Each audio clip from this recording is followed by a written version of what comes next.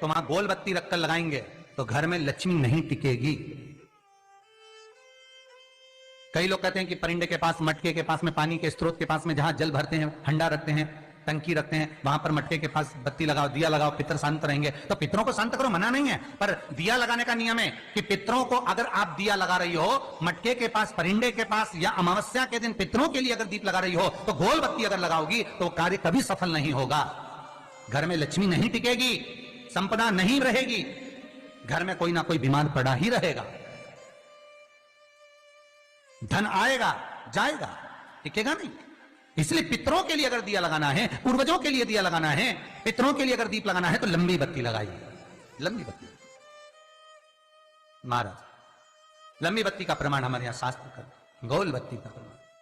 दिए में जो फूल बत्ती लगती है, गोल बत्ती लगती है, गोल वाली, ये बत्ती हमेशा कोई विष्णु भगवान की पूजन कर रहे हो, शिव जी की पूजन कर रहे हो, कोई अन्य देवता का अगर आप स्मरण कर रहे हो तो गोल बत्ती लगाई जाती है। भगवान के मंदिर में पूजन कर रहे हो तो गोल बत्ती लगाएं।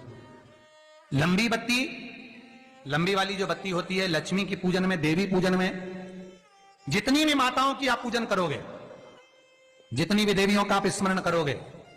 उसमें लंबी बत्ती का प्रमाण है। और सुंदर चरित्र कहा, यदि आपके जीवन में बहुत ज्यादा लक्ष्मी से तकलीफ है, कष्ट बहुत ज्यादा है, या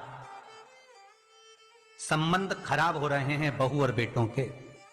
संबंध खराब हो रहे हैं, अदालत में बात चली गई कि लड़की और लड़के का तलाक होने वाला है, बहू अपने घर जाकर बैठ गई, आने को तैयार नहीं है, जमाई अपने घर रह गया, लड़की को लाने को तैयार नहीं है, सास बहू में आपस में तनमन चल रही है, प्रेम बिल्कुल नहीं है, या लक्ष्मी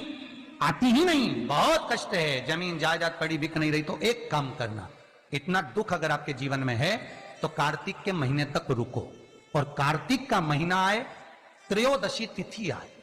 कोई सा भी हो, सोमवार, रविवार, मंगल, बुध, कोई सी भी त्रयोदशी, प्रदोष,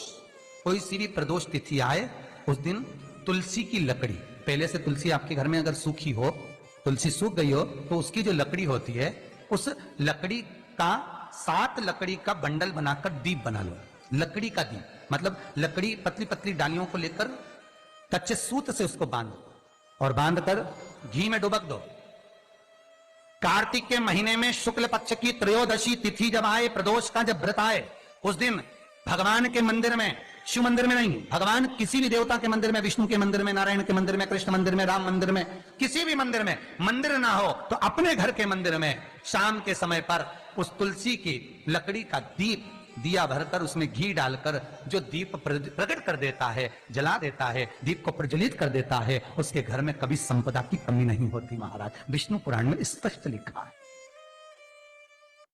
इसलिए शायद कहा जाता है कि भगवान को सर्वश्रेष्ठ कौन सा चंदन अच्छा लगता है। आपको पहले भी कथा में कहा, आगरा की कथा अगर किसी ने सुनी होगी तो उसमें वर्णन किया, भगवान को सर्वश्रेष्ठ चंदन कौन सा, भगवान को सर्वश्रेष्ठ चंदन कौन सा प्रिय है, वो कौन सा चंदन है जो भगवान विष्णु को लगाएं, राम को लगाएं, कृष्ण को लगाएं, वो कौन सा चंदन है जो श्री हरि को लगाया जाए। तो जीते जी